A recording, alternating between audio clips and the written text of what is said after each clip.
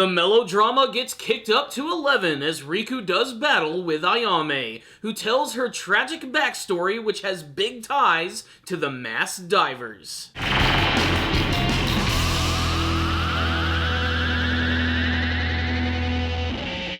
Ever since the beginning of Gundam Build Divers, a lot of people have said that Ayame is the best girl of the series. And after this episode, I know exactly where they're coming from, because Ayame is without a doubt the most developed character of this entire series. I could tell you a lot more about Ayame than I could tell you about Riku, who so far is just a really happy kid who happens to love Gunpla.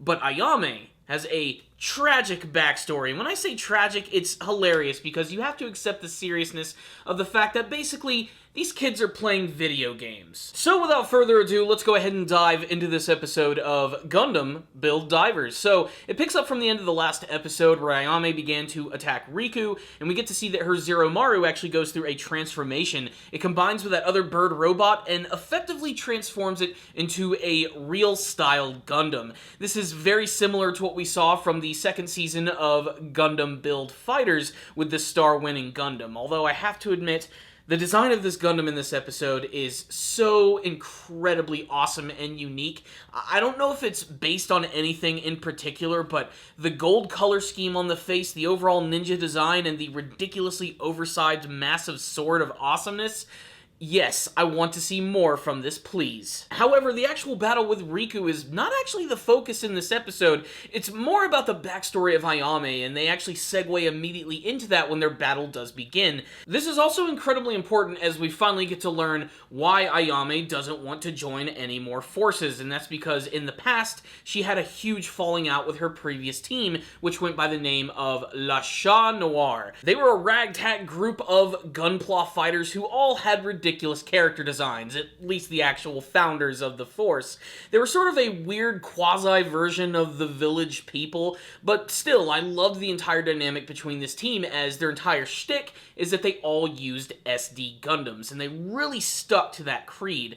To the point where when they finally started becoming really successful and bringing more people into the fold, they started to learn the weaknesses of the SD Gundams, and the top players in the world were able to exploit these weaknesses, and over time a lot of people stopped enjoying the battles because they were losing. People were fighting on the team with one another. There was pressure to use real-styled Gundams in their battle, even though that would go against the code of Le Chat Noir. You can imagine the type of effect this probably had on Ayame, who initially was a very shy girl. She finally found a group of people that she connected with, and little by little, this brand new family and group of friends are slowly tearing themselves apart from the inside. And a lot of this is due in part to one member of the team, who is of course the mysterious hooded figure in the series, the mysterious villain of the first major arc of Gundam Build Divers. Probably wants an opportunity to also try out the break decals. Basically, this entire group is just guinea pigs to him. Now, they don't really get too much into this guy's backstory at all. He's just sort of there, and he's sort of playing them from all sides.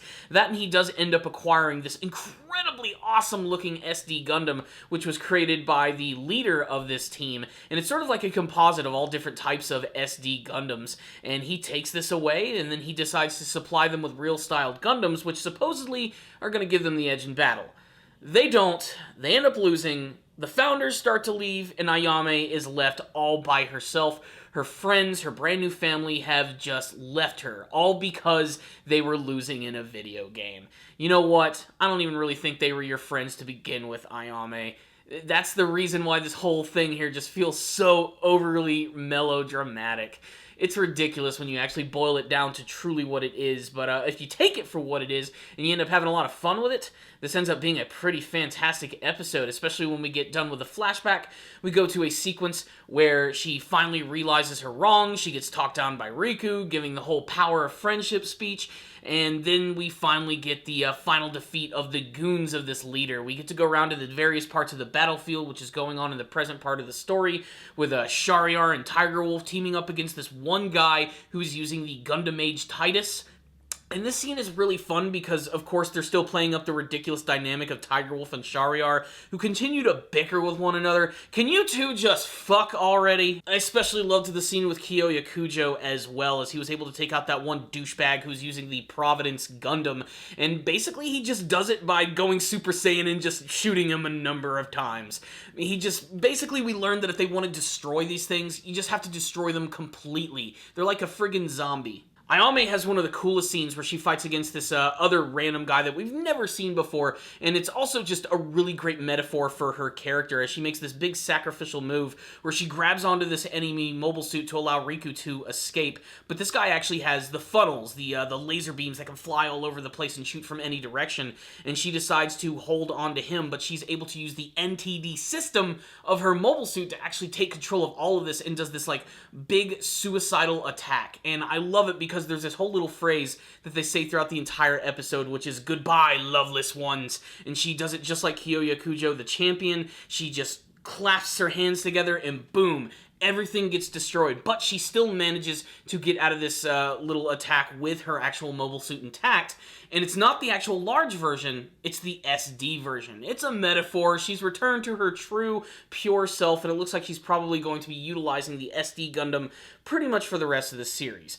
That being said, I really do hope we'll get to see more of that transformation because it was just awesome. And the episode ends with Riku and Sarah arriving in the mysterious control room where they find the cloaked figure who claims that he's going to destroy the GBN world. Cobra, I will kill the Power Rangers, blah blah blah. So what's the rundown on this episode of Gundam Build Divers? Really high on the melodrama, but it worked because it took itself seriously. Sometimes that can completely backfire in a series, but it ended up making this episode a lot of fun here. The entire backstory of Ayame, which takes up most of the episode, was surprisingly engrossing as well, and I really loved the entire dynamic of her team, the fact that they all used SD Gundams, and of course their ridiculous designs. There's Hawk the cowboy, there's Terra the desert girl, there's Hero the cute little Viking, there is Sue, who is some sort of girl, I'm not really sure. I'm not sure how to describe her outfit, it's just really strange, and their leader who goes by the name of Cozy, who quite literally looks like the Pope. So why not? Let's just keep this train of weirdos going. Let's add a ninja to the group. That's where Ayame actually ends up coming in. But it was a really great episode for her. It shows why she has such distrust in people and why she doesn't want to, join all these other forces, but also because she ended up working for that cloaked individual, because when her entire team left, she had nowhere else to go, and she thought that maybe she could bring the team together by getting back that mobile suit that Cozy gave to the cloaked figure.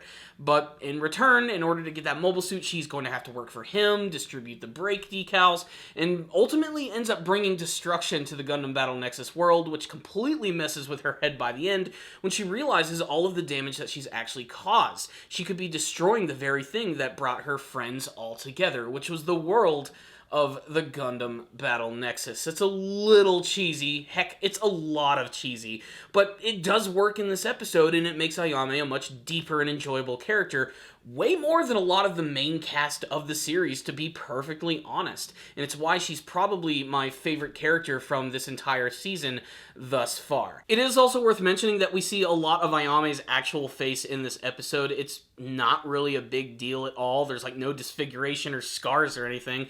It's just your stereotypical cute-looking anime girl, but at least it shows that she was at a point in her life where she was so comfortable to actually reveal her face to her friends, and so far she actually hasn't done that with Riku and the group, and I imagine after this event, it's probably going to end up bringing them a lot closer, especially after it looks like we're going to get to the next episode where they're going to battle against this cloak guy. It's basically going to be the big end of this arc right here.